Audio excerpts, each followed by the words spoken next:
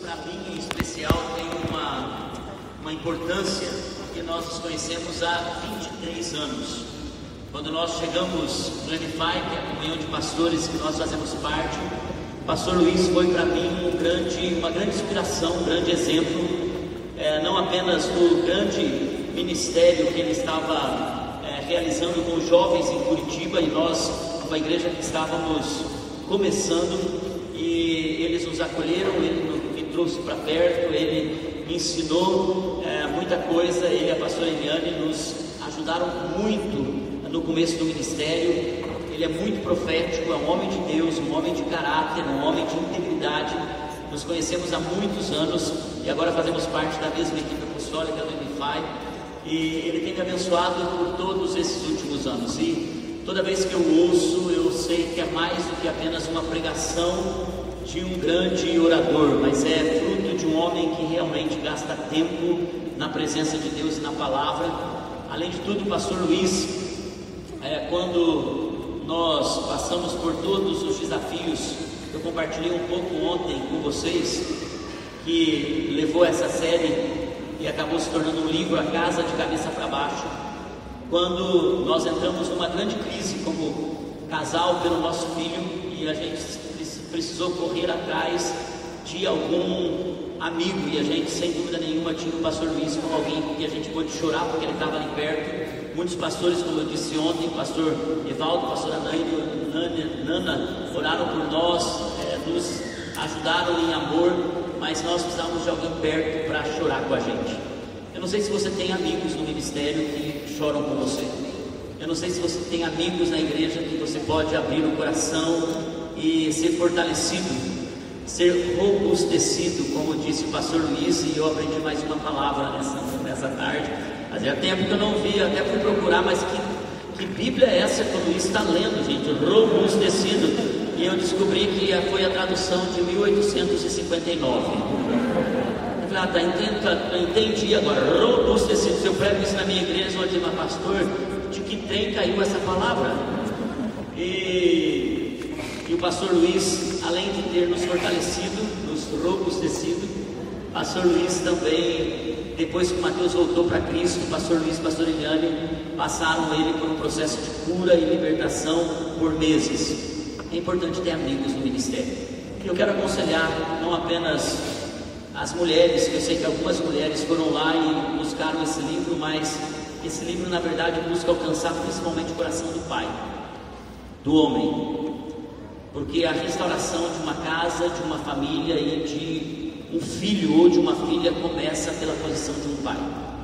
E eu quero encorajar você, por isso que optei por escrever um livro que você lê em 1 hora, para que você, pai, pudesse abrir mão de todo tipo de preconceito que você tem de leitura, e você pudesse se aprofundar para encontrar caminhos para tocar a vida dos seus filhos. Tenho certeza que vai te abençoar demais essa leitura. Gente, ontem nós nos apresentamos, mas eu quero fazer isso de uma forma um pouquinho mais formal. Hoje, quem eu sou pastor da comunidade Vida Plena, ali em São José dos Pinhais, na região de Curitiba. Sou casado há 28 anos com a mesma mulher, hoje é importante falar isso, né? Com a mesma mulher há 28 anos, Naine, e a minha melhor parte, sem dúvida nenhuma, a pessoa que me fortalece, me robustece, e eu vou ficar falando essa palavra a semana inteira, pode ter certeza. E tem sido uma bênção. Nós temos 2 filhos, o Mateus e o Murilo. O Mateus está pastoreando fora, e o Murilo, ele é uma grande bênção, um menino de 20 anos, vai fazer 21 agora, está cursando medicina, é um líder na igreja, é um menino cheio do Espírito Santo, que nos dá muita alegria. Eu estou tão feliz de poder ministrar vocês nessa tarde, e eu quero entender para qual caminho eu vou, porque toda a palavra que eu tinha preparado, o pastor Luiz pregou sobre ela. E o restante que eu ia pregar, o Jogral veio aqui e terminou de pregar ela. Eu acho que a gente podia orar e lanchar.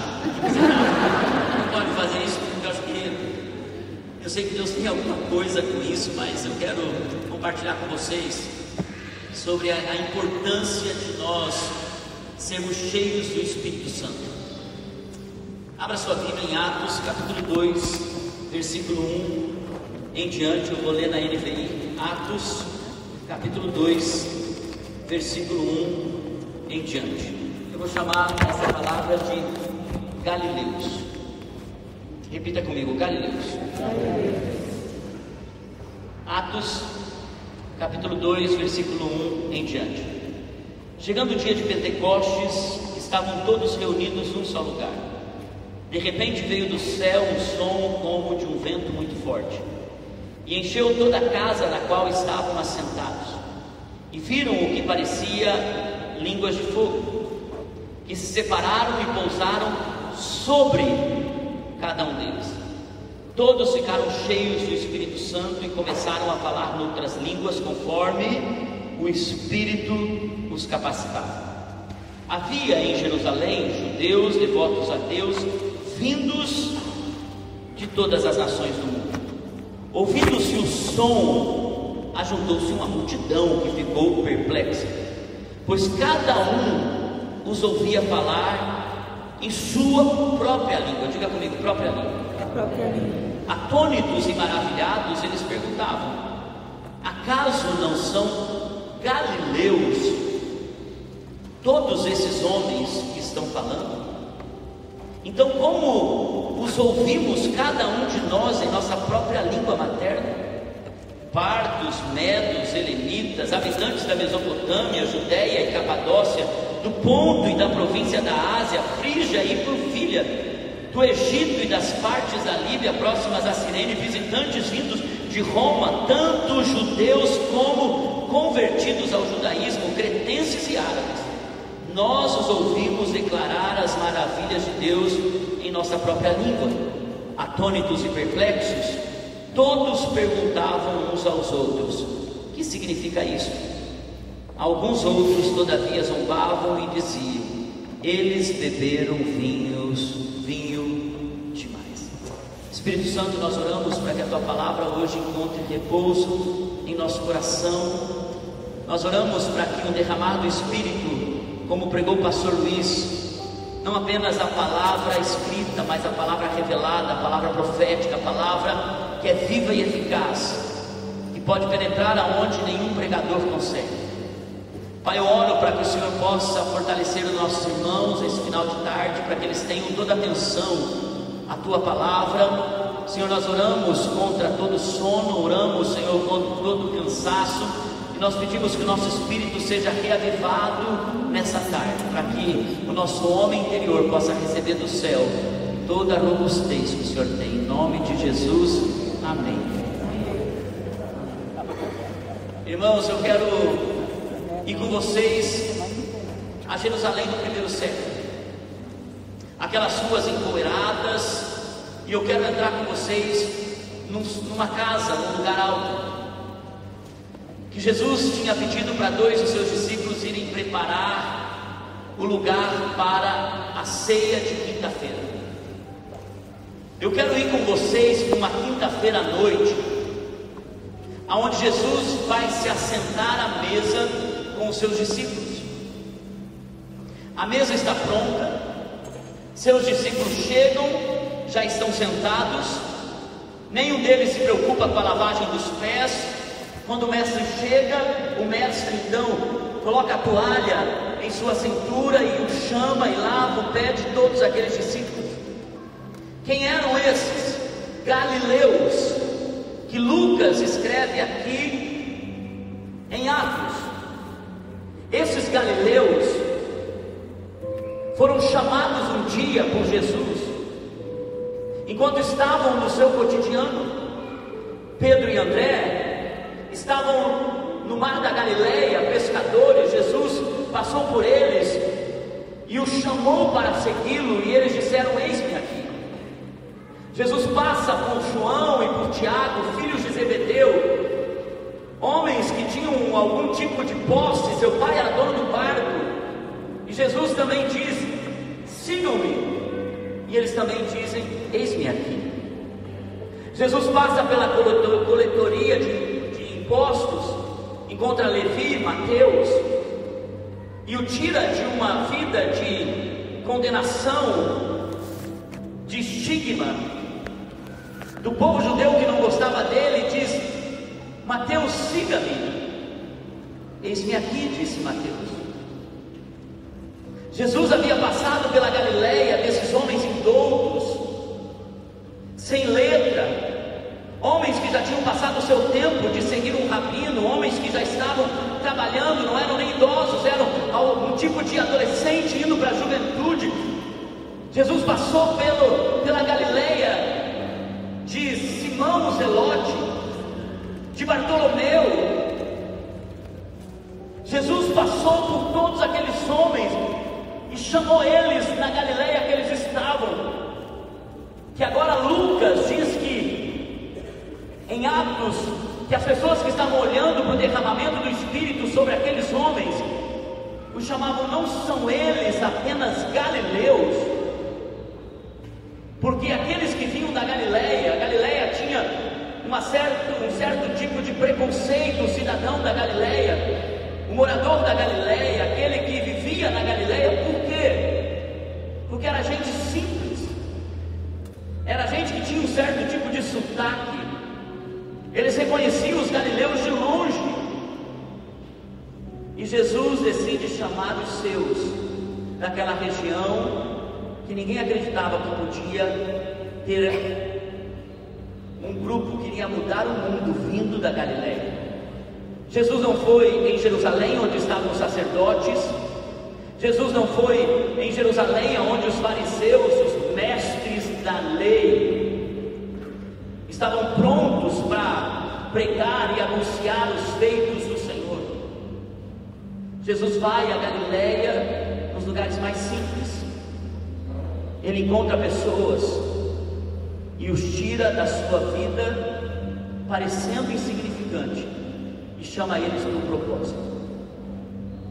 Ele também foi na Galileia de uma mulher chamada Maria de Magdala, uma mulher que estava cheia de espíritos, 7 deles pelo menos, uma legião, e ele toca a vida daquela mulher, e aquela mulher se torna uma seguidora de Jesus, uma mulher que todo mundo dizia: essa mulher, ela é uma endemoniada. Todo mundo conhecia quem era Maria de Magdala, a Maria de Magdala. E Jesus entra na vida de Maria, e aquela mulher tem uma transformação tão grande que ela passa a seguir Jesus tão apaixonadamente, que quando Jesus é crucificado e colocado no túmulo, é ela que se preocupa em pegar as especiarias e logo cedo ir para derramar aquelas especiarias ao corpo daquele que tinha mudado a sua vida, que tinha libertado ela dos seus males, que tinha tirado ela de um lugar de vergonha, de uma prisão. Jesus passou na Galileia daqueles homens, mas ele também passou na minha Galileia. Quando eu tinha 12 anos de idade, numa casa muito pobre, quase miserável, um menino cheio de medos, porque nossa casa era tão frágil que minha mãe, quando ia trabalhar, ela dizia: Márcio, se por acaso tiver uma chuva forte, entra debaixo da mesa com seu irmão, porque para que vocês se protejam. Hoje adulto eu fico pensando, se chovesse e a casa caísse, nós morríamos embaixo da mesa, porque a mesa era tão pobre quanto a casa, que não ia sustentar o telhado de uma casa. Hoje eu fico pensando, mas que conselho da minha mãe era aquele? E eu me lembro um dia que eu saí do portão e olhei para a rua, olhando para o céu, pensando: meu Deus, vai chover. E toda vez que começava a chover, minha alma ficava atribulada, era o medo que tomava conta de mim. E de repente, uma mulher que se mudara para frente da minha casa, também sai da casa dela e pergunta: menino, o que você está olhando aí para o céu? Eu disse: nada, não ia dizer para ela que eu estava com medo da chuva. E ela disse para mim, você está com medo de alguma coisa? Eu disse: eu estou com medo de chuva. E ela disse: já pegou. Eu tinha 12 anos e ela era uma mulher muito experiente. Ela disse assim: se você tem medo de chuva, você não tem ideia do que é a chuva do último dia, que vai ser uma chuva de fogo para quem não aceitar Jesus.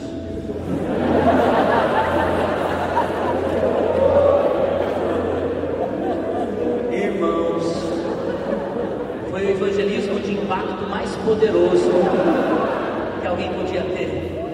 Eu perguntei para ela: como que eu posso aceitar Jesus? Ela disse: vem aqui. Eu me lembro aquela senhora me levando a Cristo naquela tarde. Jesus passou pela minha Galileia, pelo medo de uma criança de 12 anos, me resgatou. Eu comecei a ir para a igreja, depois eu descobri que ela era uma pastora da igreja da avó da Naine, num bairro. A avó da Naine é uma das pastoras que chegou na nossa cidade e abriu quase 30 igrejas na nossa cidade. A avó da Naine é uma mulher forte, ela tem 86 anos e ainda pastoreia uma igreja quadrangular na nossa cidade. Mas essa mulher, a pastora Lucélia, me levou a Cristo. Eu me lembro que eu fui crescendo e ninguém da minha família conhecia Cristo, ninguém da minha família queria ir para a igreja no meu batismo, ninguém da minha família foi, nem meu pai, nem minha mãe, ninguém. Anos depois que Jesus entrou na minha Galileia, resgatou aquele menino, anos depois, eu olho para a minha igreja e eu vejo lá na minha igreja meu pai, minha mãe, meu irmão, minha cunhada, minha irmã.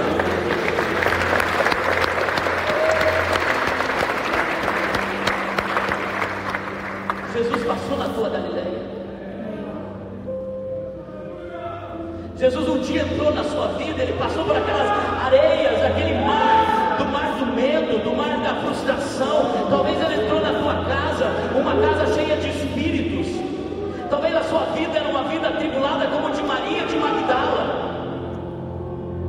Eu não sei qual era a tua Galileia, mas Jesus passou por lá. Glória a Deus. E Ele te convidou: ande comigo, ande comigo, ande comigo. E você disse: eis-me aqui. Eis-me aqui. Mas sabe o que aconteceu? Jesus não trabalhou na vida daqueles homens, tornando-os perfeitos. Jesus foi amigo deles. Jesus se tornou para eles tudo o que eles tinham. Enquanto eles estavam caminhando com Jesus, eles não tiveram medo de ser vulneráveis, de mostrar suas fraquezas. Pedro não teve medo de ser quem Pedro era. João não teve medo de dizer: ainda sou filho do trovão. João e Tiago não tiveram medo de dizer: eu quero um lugar de destaque. Porque enquanto nós caminhamos com Jesus, nós estamos sendo transformados de glória em glória, de fé em fé. De passo em passo, nós começamos a andar com Jesus. E agora Jesus está com aqueles homens assentados em uma mesa, e Ele olha para cada um deles, e Ele está para enfrentar o momento mais difícil, que inclusive fará Ele fazer a oração que Ele nunca pensou que ia fazer. Se possível, Senhor, passa de mim esse cálice, porque eu não tenho condições de enfrentar essa cruz se o Senhor não estiver comigo. Ele iria enfrentar a traição do seu melhor amigo, de um dos seus amigos, Judas. Então agora ele está sentado naquela sala com aqueles homens, olhando para cada um deles, dizendo: eu passei na Galileia de vocês. E ali Jesus começa a falar com aqueles homens. João dá alguns detalhes. Se tudo que nós pudéssemos ouvir daquilo que Jesus falou naquela mesa, e falou durante 3 anos e meio com aqueles galileus. Mas Jesus também fala conosco. Jesus não apenas nos tirou da nossa Galileia, mas Jesus continua trabalhando em nós. E quando a gente pensa que está pronto, Ele de novo diz: eu vou precisar colocar a toalha no meu ombro, nos meus ombros, porque vocês não aprenderam ainda. Vocês estão há 3 anos e meio comigo, eu estou pronto para ir com o Pai e vou deixar a missão na mão de vocês, vocês não estão prontos ainda. E Jesus não os acusou, Jesus apenas disse: aprendam, façam isso vocês também. É interessante que a gente, para fazer com que os outros aprendam, a gente acusa. Eu falo muito nesse livro, eu tive que reaprender a me comunicar com Mateus, eu tive que reaprender a falar com ele sem acusação, eu precisei reaprender a linguagem de pai com filho. Da mesma forma, nós muitas vezes tratamos os outros, ao invés de ajudá-los no processo do crescimento, nós os acusamos, nós pressionamos. Jesus, ele disse: vocês precisam aprender. É interessante que Jesus decide colocar a missão da vida dele e a missão do Pai para o futuro da igreja na mão de pessoas que ainda não estavam prontas. Ele diz: vocês acham que vocês não podem, mas vocês vão poder quando o poder descer sobre vocês. Vocês vão poder quando o Espírito Santo vier sobre vocês. E Jesus então está naquele momento olhando para aqueles galileus e dizendo a eles: vocês vão por todo mundo pregar o Evangelho e fazer discípulo de todas as nações, e vocês batizarão em nome do Pai, do Filho e do Espírito Santo. Essa era a ordem de Jesus, e essa continua sendo a missão da igreja. Aquela mulher que pregou o Evangelho com uma criança de 12 anos, ela continuava pregando e continuou pregando por todos os outros anos. Até hoje ela é uma senhora e eu ainda sei de tantas pessoas que entregaram a vida a Jesus através daquela mulher. Agora, Jesus dá uma ordem àqueles discípulos: fiquem em Jerusalém. Vocês vão para um cenáculo e vocês vão esperar até que do alto vocês sejam revestidos do poder.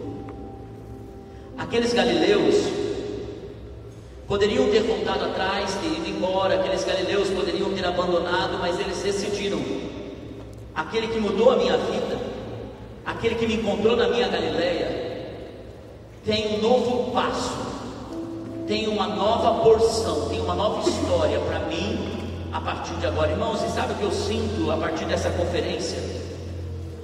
Eu sinto que Deus tem uma porção de avivamento, uma porção de graça, uma porção de poder nova para Siloé.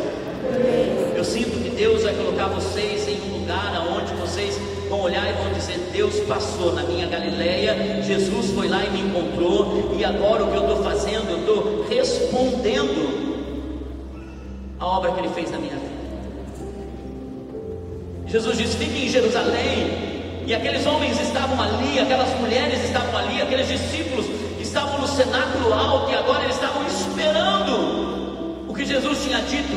Eles não sabiam o que era, eles não sabiam como ia acontecer. Aquilo que o pastor Luiz falou aqui, ele disse: vocês não sabem como é o batismo do Espírito Santo, o derramar do Espírito Santo. A gente não sabe como que é. Quem não recebeu fica: como será que é? E pensa que tem uma coisa hollywoodiana, uma coisa espetacular, uma coisa sobrenatural, e de repente é uma obra que começa de dentro para fora, fruto de um poder sobrenatural que opera nas coisas mais profundas do coração do homem. Não é fazer um homem perfeito, mas é santificar ele enquanto ele está andando com Cristo. E nesse momento os discípulos estão ali no cenáculo, e de repente o Espírito Santo vem sobre eles. É interessante que isso acontece na época de Pentecostes. Olha só, escute isso.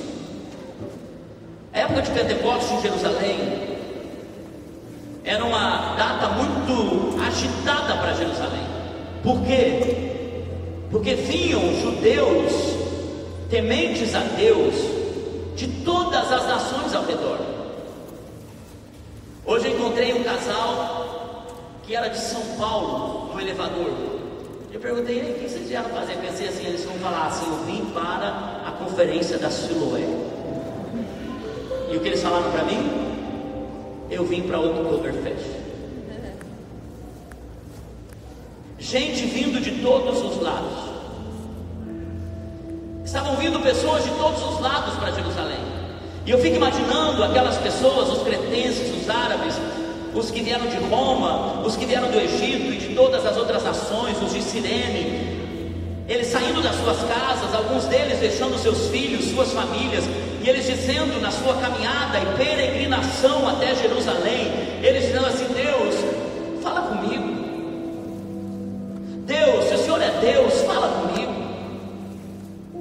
Deus, eu deixei tanta coisa, eu estou fazendo a viagem da minha vida.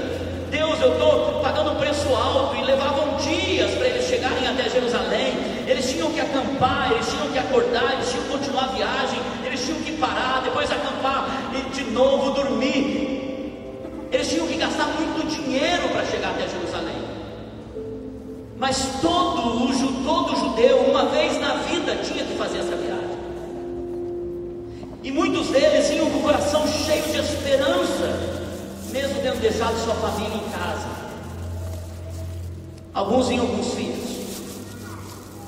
Então, alguns deles iam clamando: Senhor, fala comigo. Senhor, o Senhor tem algo para mim, que um sacerdote, que um levita, que alguém possa falar ao meu coração. Senhor, se o Senhor puder, fala com uma voz tão audível ao meu coração. Esses homens estavam indo para Jerusalém, de alguma forma querendo ouvir Deus. Eu não sei se você lembra como Deus te encontrou, mas havia um vazio na sua alma que estava procurando por Deus. E Jesus te encontrou no meio desse vazio, no meio desse desespero, no meio dessa dor. E Ele continua fazendo isso conosco todos os dias. Você percebe isso? Ele continua fazendo isso. E aqueles homens agora, os galileus, os discípulos de Jesus, estavam ali e de repente vem o Espírito Santo. Desce o Espírito Santo como línguas de fogo. Ronaldo, sobe aqui rapidinho para mim. Ronaldo, sobe aqui rapidinho. Correndo. Robson. Já estou batizando você com um novo nome que vai estar escrito na eternidade. Robson vai representar o momento do batismo do Espírito Santo. Diz que desceu como línguas de fogo. Línguas de fogo não é uma língua. Línguas de fogo é uma labareda de fogo. E diz que veio em forma de labareda de fogo. O que é interessante aqui, a labareda de fogo não veio sobre o coração ou sobre o peito. A labareda de fogo também não veio sobre a face. Uau, que glória! Moisés recebeu a glória na face, mas que depois, quando ia desvanecendo, sumindo, ele precisava cobrir com um véu para que ninguém visse que ele não tinha mais a glória. Também não veio sobre o ventre dele para dizer: olha, porque flui rios de águas vivas do interior do homem, mas o batismo do Espírito Santo não veio aqui como uma marca de que seria daqui o mover do Espírito Santo. As labaredas de fogo também não vieram sobre os pés, apesar de Jesus ter dito: formosos são os pés daqueles que anunciam as boas novas. Veio sobre a cabeça.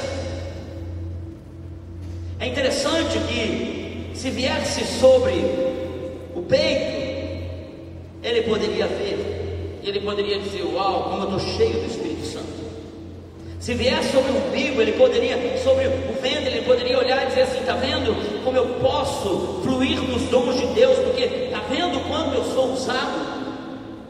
Se viesse sobre os pés, ele poderia dizer: uau, eu sou demais, eu tenho capacidade de ir, de correr pelo Evangelho, de cumprir minha missão, eu tenho autoridade, olha o que Deus está fazendo comigo. Mas sabe por que eu creio que veio sobre a cabeça? Porque ele não consegue ver. Porque quando vem o Espírito sobre alguém, na maioria das vezes nós não conseguimos nem perceber o quanto a obra do Espírito E o poder de Deus está transformando e nos enchendo e nos capacitando. Mas o outro veio. Eu reconheço os dons do Espírito que está sobre o Robson.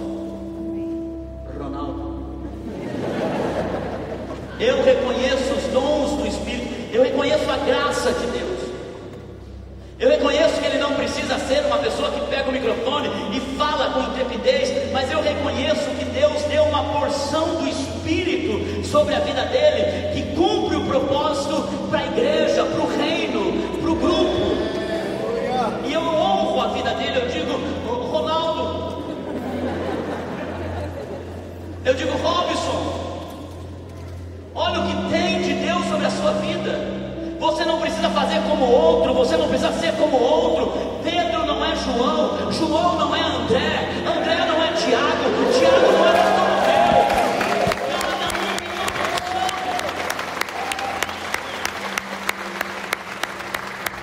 E é isso que tornou essa eclésia, essa igreja. Porque a igreja começou a olhar um para o outro e dizer: você foi batizado com o poder que vem do alto. João, tem tanto amor em você. Pedro, você é intrépido, mas você tem tanta graça para falar. Felipe, você nem prega bem, mas você administra bem. Lembra o que você fez lá na multiplicação dos pães, Felipe? Você organizou a coisa, você estava preocupado se tinha comida para todos, você estava preocupado se os pães iam dar, você estava preocupado como essas pessoas vão comer, porque quando o Espírito vem, nós reconhecemos o outro. Irmãos, a coisa mais linda é uma igreja cheia do Espírito Santo, porque quando o Espírito vem, nós não reconhecemos o dom que eu tenho, nós reconhecemos o dom que o outro tem. Nós dizemos: olha, tem Deus em você. Não, eu estou fraco, eu não estou crescendo. Não, você está crescendo, você só não está vendo ainda, mas você está crescendo, eu vejo. Você não é o mesmo. A obra de Deus está acontecendo na sua vida. Obrigado.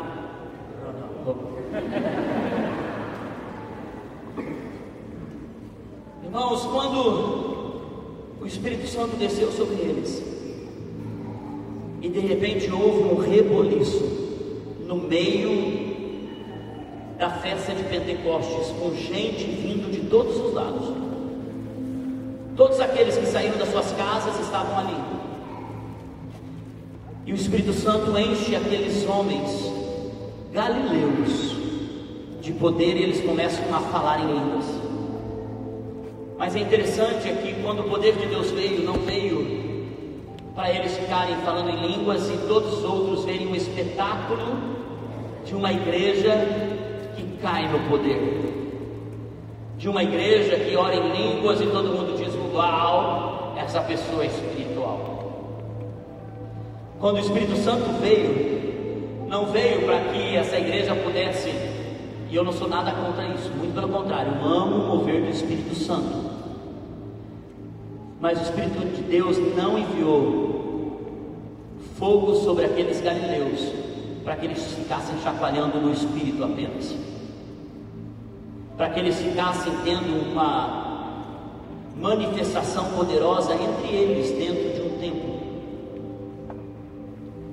O Espírito Santo veio sobre eles, e eles começaram a falar a língua das nações que estavam presentes, e cada um ouvia as maravilhas de Deus na sua própria língua. Porque o propósito do poder, o propósito de você ser cheio do Espírito Santo é fortalecer o seu homem interior, para que você seja sensível para pregar e anunciar o Evangelho para quem saiu da casa naquela segunda-feira de manhã e foi para o trabalho dizendo: Deus, eu estou cansado de beber, eu estou cansado de um final de semana de briga, eu estou cansado, Senhor, de olhar para minha casa e ver que está tudo destruído. É para encontrar na faculdade Aquele que saiu de casa dizendo: Deus, eu estou com uma vida vazia, eu tenho sexo, eu tenho drogas, eu tenho riqueza, mas é um vazio. E essas pessoas que saíram da sua casa para ir para a faculdade, para ir para o trabalho, para pegar um ônibus, elas possam encontrar galileus que saíram da Siloé, cheios do Espírito Santo, que vão anunciar as verdades do Espírito, não com chacoalhão, porque isso a gente faz dentro da igreja, mas que eles possam falar a linguagem que eles vão entender, a linguagem que Deus vai dar resposta à oração. Porque não se engane, agora mesmo, enquanto você está aqui, tem uma mãe que não conhece Jesus, que está fazendo uma oração para Deus, dizendo: Deus, por favor, encontre a minha vida. Se o Senhor existe, se revela a mim. Tem um jovem agora que está numa boca de fumo, que está dizendo: Deus, eu preciso me livrar disso, eu não sei como fazer. Tem uma Maria de Magdala, tem uma menina que está no motel agora, o coração quebrado depois de um sexo violento. Uma filha santa de Deus, que está fazendo uma oração lá no seu íntimo, dizendo: Deus, tira dessa vida. Tem um pai desesperado, tem uma mulher que viu o casamento ser quebrado, tem um homem sentado na sua mesa de mármore, tomando o seu copo de uísque, dizendo: eu tenho tudo, mas eu sou vazio. Se o Senhor existe, me encontre. E todas essas pessoas têm um Deus que as ouve. Todas essas pessoas têm um Deus que se importa com elas, que primeiro enviou Jesus para ir na Galileia, no Márcio, e na tua Galileia, para te encher do Espírito Santo, para andar com você por 20 anos, 30 anos, 10 anos, 9 anos, 3 anos, 3 meses, eu não sei quanto tempo você está andando com Jesus, mas Ele só te chamou para te encher do Espírito Santo, para atender uma resposta do coração de Deus, que não é fazer essa igreja ficar cheia, não é fazer com que o culto de vocês sejam cultos incríveis, e eles são. Eu estava falando com o pastor Luiz, eles são demais, eles são artísticos, eles são, ele diz: Márcio, é diferente, é bonito o que vocês fazem. Pacheco, você está sendo usado pelo Espírito Santo. Hoje eu estava olhando para você, Pacheco, tem uma graça de Deus sobre a sua vida, tem uma porção de Deus sobre a sua vida. Deus está liderando você a conduzir muitas pessoas a amarem a Deus e a cantar a bondade de Deus. Deus vai colocar canções nos seus lábios, Deus vai colocar canções para você escrever, que vão fazer essa comunidade ser conduzida a um ambiente da presença de Deus. Deus vai conectar o seu coração com muitos líderes de adoração aqui, e você vai formar muitos deles. Por quê? Porque você tem o coração certo e os seus olhos estão fitos em Jesus. Tem uma graça sobre a sua vida. Gente, vocês têm uma adoração boa, vocês têm um ambiente gostoso da presença, vocês se preocupam com os adolescentes, vocês se preocupam com as crianças, vocês se preocupam com as artes, vocês se preocupam com as famílias, vocês se preocupam com o pobre, com o necessitado, vocês se preocupam. A igreja já está boa demais. Se vocês passarem a vida vindo para a igreja todo domingo, perguntando o GP, vocês vão para o céu. Mas o mundo precisa olhar para vocês. Quem são esses? É aquele povinho da Siloé esquisito, aquele povo que fala diferente, como os galileus, é aquele povo das artes, é aquele povo do GP, é aquele povo. Gente, vocês são diferentes. Eu chego aqui, eu fico preocupado, porque a minha igreja é um pouco mais ela é meio estruturada. estruturada. Até eu fico pensando, Deus, eu preciso ser mais livre, eu preciso ter essa liberdade que o Evaldo e a Nana têm, porque eu fico aqui pensando, meu Deus do céu, eu estou preocupado com aquilo, eu estou preocupado. Eu subi aqui e falei, pode deixar que eu vou ficar no horário, tá? Eu vou ficar no horário. Falei para ele, não se preocupe, eu vou ficar no horário, porque eu acho que eu fui tão treinado a manter estrutura e horário. A Nana falou assim, pastor, fica tranquilo, nós estamos aqui para isso, nós estamos aqui para receber. Depois a gente vai acertando, depois à noite, vai organizando. Era para ter turma, ela já estava tranquila, e ela estava ali, Jesus, e eu, Jesus, eu baixei que não larga esse microfone, Jesus.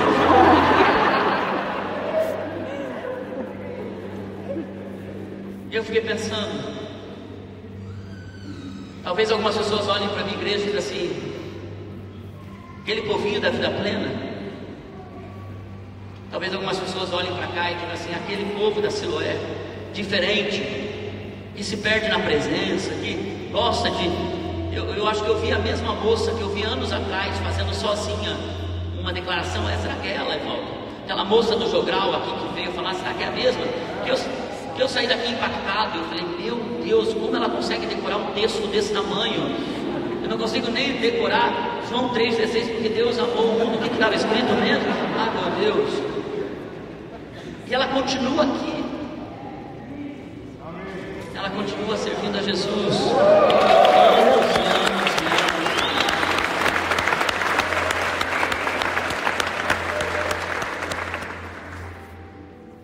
Irmão, sabe o que é tremendo? É que Deus se importou com aquelas pessoas ao ponto de dar o Espírito Santo para os galileus. Deus ama tanto Joinville, que decidiu dar o Espírito Santo a Siloé. Não aqui para você se vangloriar, não aqui para você dizer que está cheio, não aqui para você dizer que você tem dom, mas Ele colocou aqui para que vocês mesmos possam dizer, vai, você pode, você pode, você pode, você pode, você pode, você pode.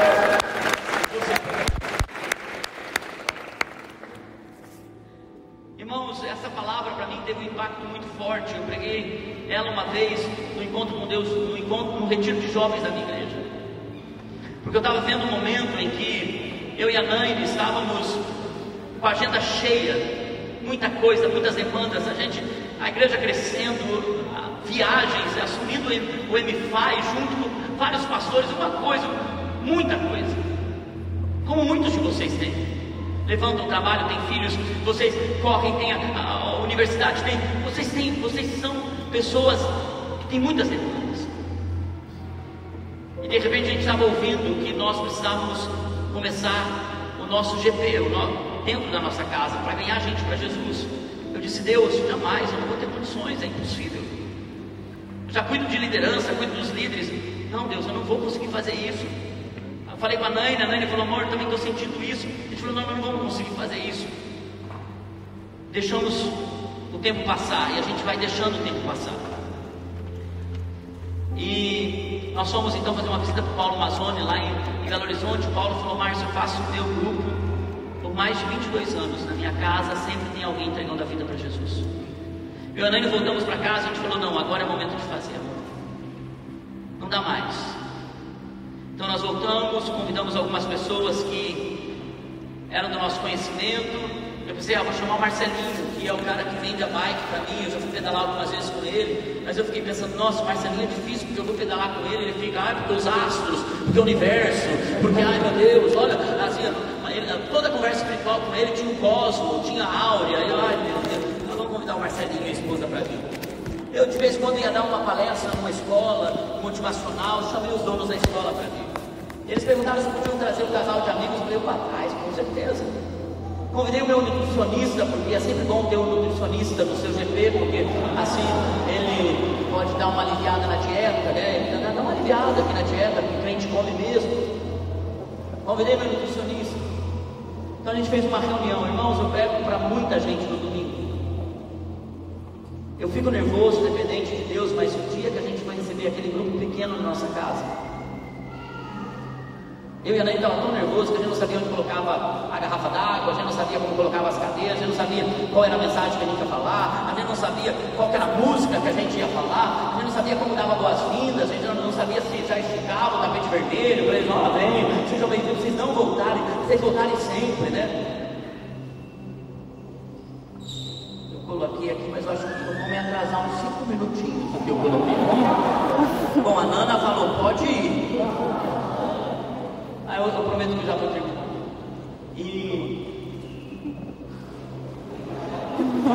Eu tenho tanto para falar, mas eu vou terminar. Onde eu estava, amor? Eu estava lá no meu grupo. Daí, de repente, assim, estava falando do amor de Deus, ninguém conhecia Jesus, aquele grupo ali meio esquisito, a gente tentando ser o menos pastor possível e o mais amigo, assim, tentando pregar o evangelho, quase que assim, ó, me perdoa porque Jesus morreu por você, então você precisa se salvar, senão você vai para o inferno. A gente quase tentando, não sabia como lidar com aquilo, porque eu sou acostumado a falar no púlpito, a Nani é acostumada a liderar uma igreja, e agora a gente tem que falar com aquele grupo que não conhece Jesus, e de repente a gente começa a falar, a presença de Deus vem, a gente fala do amor de Deus, e uma dessas pessoas levanta a mão, Juliana e Juninho levantam a mão, Juliana e Júnior levantam a mão e dizem assim, pastor, posso falar uma coisa? Quero dizer que quando começou a pandemia, nós começamos a assistir os cultos da Vida Plena. A gente estava com vazio na nossa alma, a gente estava levando nossos filhos para a catequese, minha família tradicional da igreja católica, mas estava um vazio na nossa alma. Começamos a assistir o culto da Vida Plena. E nós começamos a assistir vários cultos. E um dia eu tive um sonho. Eu tive um sonho que a gente estava sentado na mesa de vocês e vocês estavam servindo uma comida para nós. E eu fiquei pensando, nossa, mas nunca isso vai acontecer. E ela anotou o sonho. 7 de março de 2022. Ela anotou o sonho. E ela falou, pastor, e quando você convidou a gente e disse, a reunião vai ser terça-feira que vem na minha casa, eu lembrei do sonho, fui procurar o meu caderno. E ela levou o caderno para esse dia. Ela abriu o caderno e ela disse, olha, o que é interessante que foi 7 de março de 2022. E hoje, pastor, é 7 de março de 2023. Um ano depois, irmãos, eu fui tomado pelo Espírito. E eu falei, gente, está vendo? É Deus que queria vocês aqui. Deu até um sonho para ela. Ninguém pode abandonar o barco. A partir de agora é Deus que uniu a gente.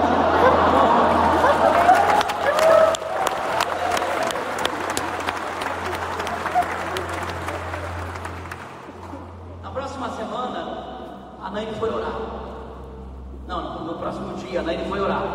E ela disse, Deus, estou tão feliz porque a gente está no teu plano. A gente está na tua vontade. A gente está no caminho que o Senhor nos chamou. Está vendo, Deus? Nós estamos cumprindo os seus propósitos. Porque agora o Senhor chegou a dar um sonho para Juliana. Porque para que a gente pudesse fazer esse descer. E disse que o Espírito Santo falou para ela assim, disse assim, Naine, acho que você está bem errada sobre a tua percepção da coisa. Você está um ano atrasado. Você está um ano atrasado. Nesse um ano, a Juliana e o Júnior podiam ter morrido. Nesse um ano, o Marcelinho podia ter morrido. Nesse um ano, o Guilherme podia ter morrido. O Silvio e a Andréia podiam ter morrido. Você não está no meu tempo, você está atrasada. Ela disse que se arrependeu, chorou, veio contar para mim, eu também me arrependi. E sabe, irmãos, a partir daquele processo, nós vimos o nosso GP, nós chamamos de GC, nós vimos o nosso GP crescendo. Eu vi o Marcelinho indo para o encontro com Deus, o que era cosmos, o que era o universo. De repente ele estava deitado no chão recebendo o Espírito Santo. Eu vi o Júnior e a Juliana abandonando o catolicismo, e eles agora são os líderes que multiplicaram com o nosso GC no começo desse ano.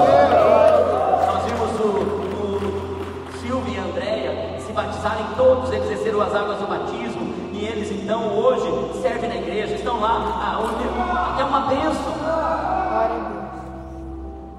Mas Deus precisava de um Galileu que dissesse, Espírito Santo, tem alguém que eu possa tocar? Irmãos, eu fui num cabeleireiro, barbeiro, porque eu perguntei para o jovem da igreja: onde você corta o teu cabelo, que eu quero dar uma modernizada, porque eu estava me sentindo um pouco velho. Então pensei: não, vou lá dar uma modernizada. O Zé, lá no tal lugar, me deram o endereço. Perguntei para três, os três faziam um corte com o Zé. Eu falei: ele é bom, os três estão bonitão e tal, eu vou lá no Zé. Quando eu chego, marco com o Zé. Quando eu chego na frente da barbearia do Zé, eu já me arrependo de ter ido no Zé. Porque eu olho para a barbearia, já tinha um cara encostado na porta, sem camisa, com um esparadrapo branco na barriga. Eu olhei e pensei: meu Deus, já vejo uma mesa de sinuca e o cara tomando cerveja lá dentro, com um taco de sinuca na mão e uma música de um funk mais pesado que dava para ouvir na rua, e desce aqui, sobe ali, olha aqui, mete aqui, mas eu pensei: meu Jesus, aonde eu vim parar? E eu cheguei, então, eu liguei o carro para sair, alguém gritou de dentro: ei, é aqui mesmo. Eu desci e falei: e daí, tudo bem, mano? O que foi, mano? Perguntei: daí, o que aconteceu? Ele: uma facada, recebeu uma facada.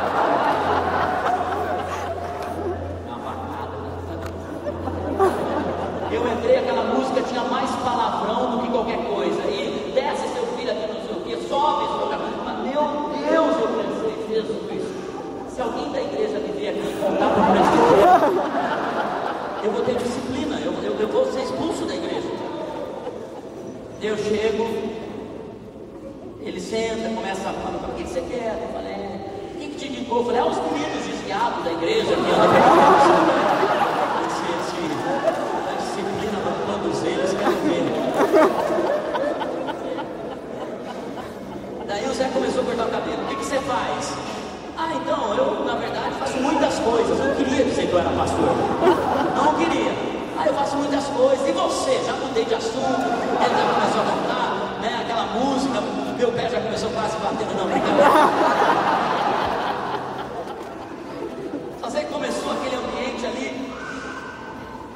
E o menino do lado falou bem assim: você é o pastor da vida plena. Eu: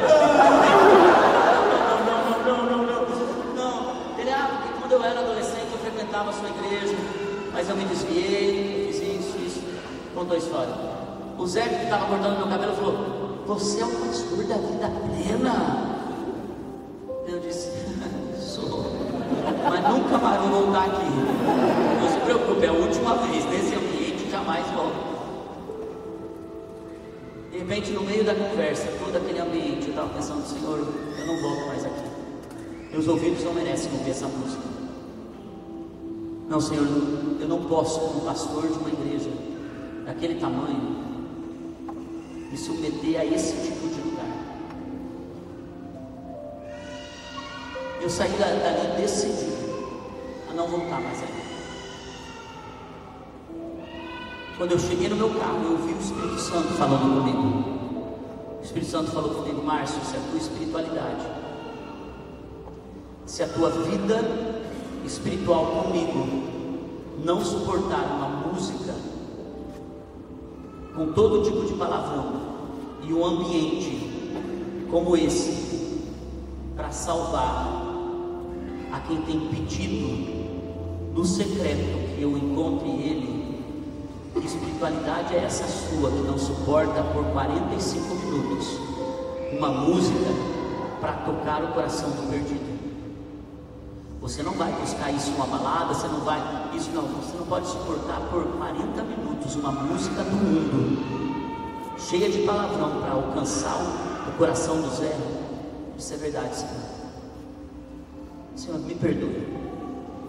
Marquei a próxima semana do Zé.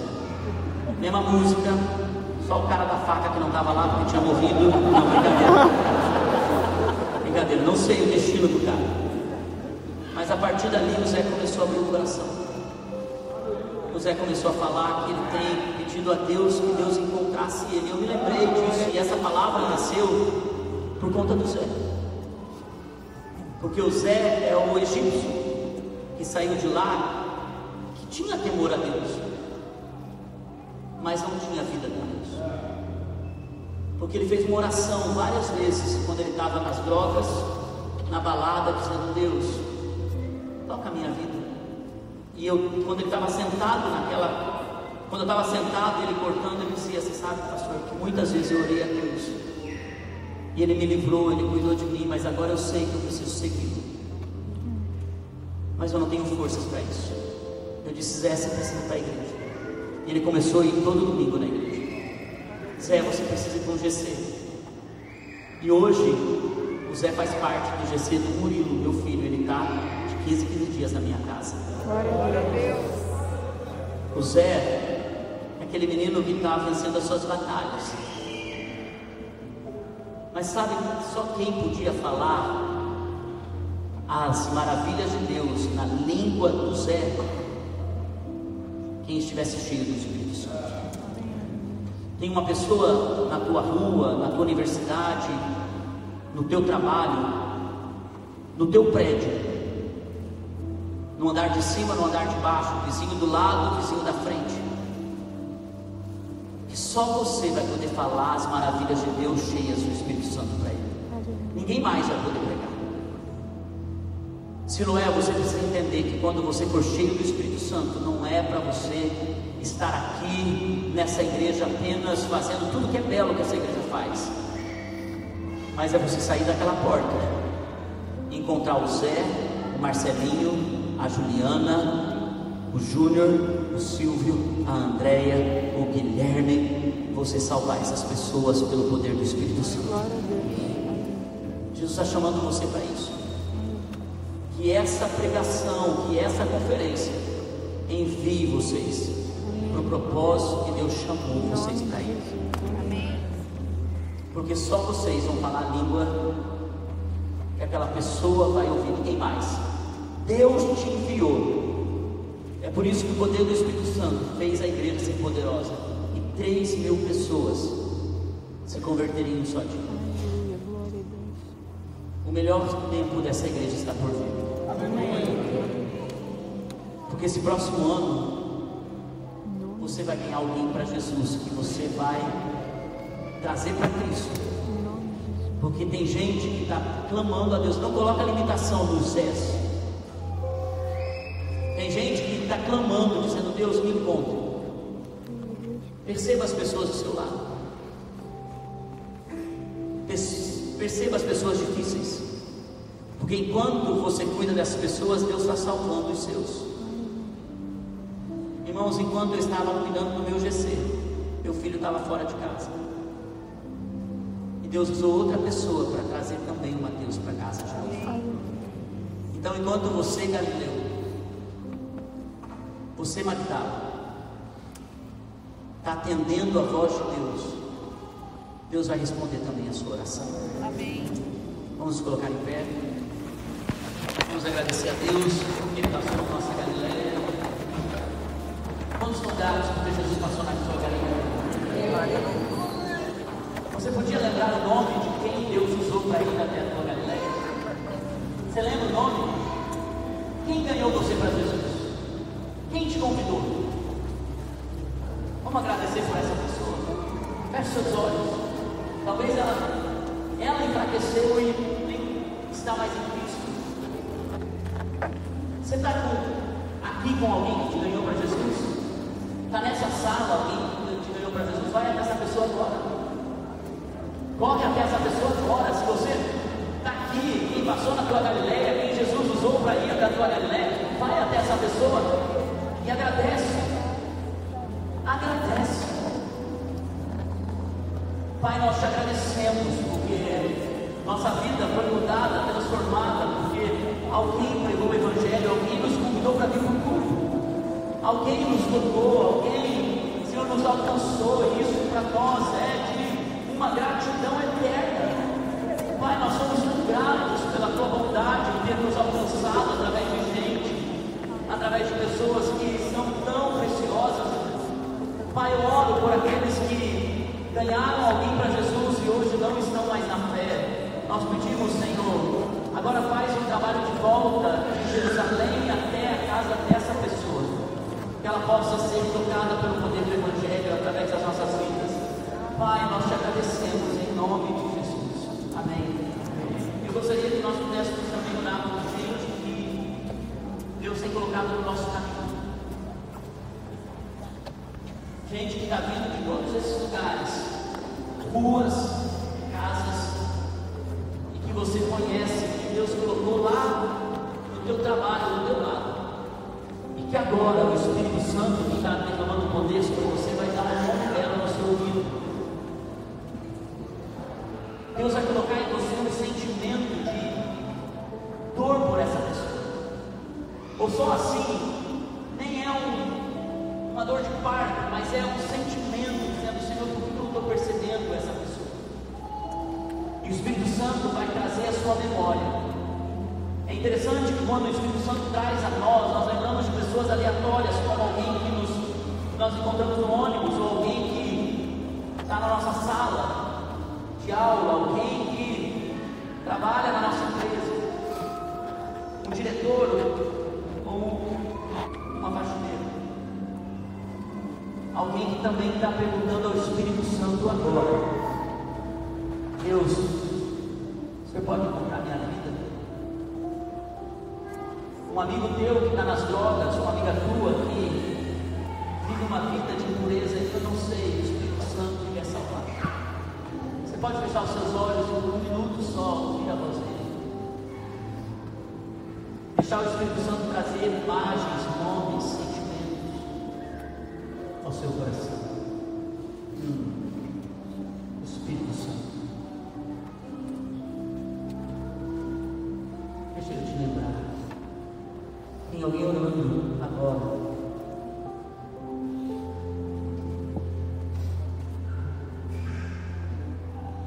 Pode ser 2, 3, 1, 5. Espírito Santo, Espírito Santo, Espírito Santo.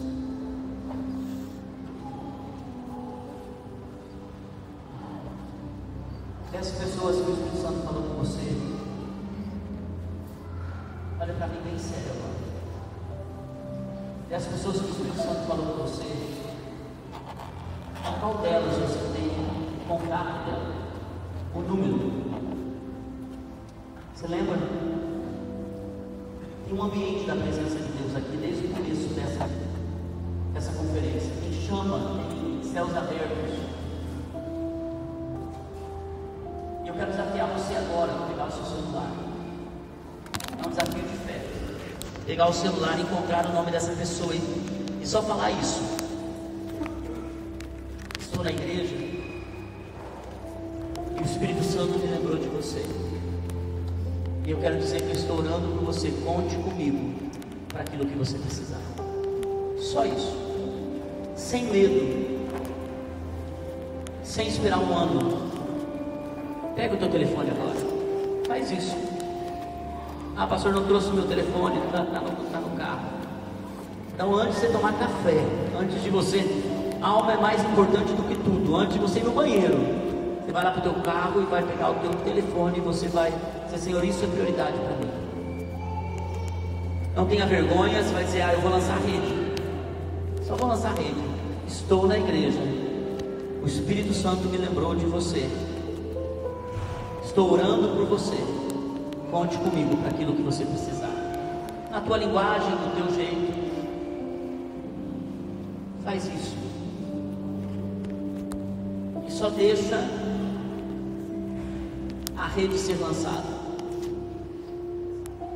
Irmãos, que vocês tenham sensibilidades no Espírito para alcançar com misericórdia. Espírito Santo, enquanto eles escrevem, eu oro, Senhor, porque eles estão atendendo, na verdade, orações que foram feitas diante do Senhor nas noites escuras, mais duras, mais pesadas, na caminhada onde feriu o pé dessas pessoas, onde o coração está quebrado. Eu oro, meu Deus, para que a oração e o pedido do macumbeiro, do católico, do espírita, do que é ateu, que está só com sentimento, dizendo: eu preciso mudar de vida, e o Senhor vai encontrá-los através de galileus cheios do Espírito Santo. Pai, consagra a Ele, Senhor, para essa estação. É a nossa oração, em nome de Jesus. Amém. Obrigado, Evaldo.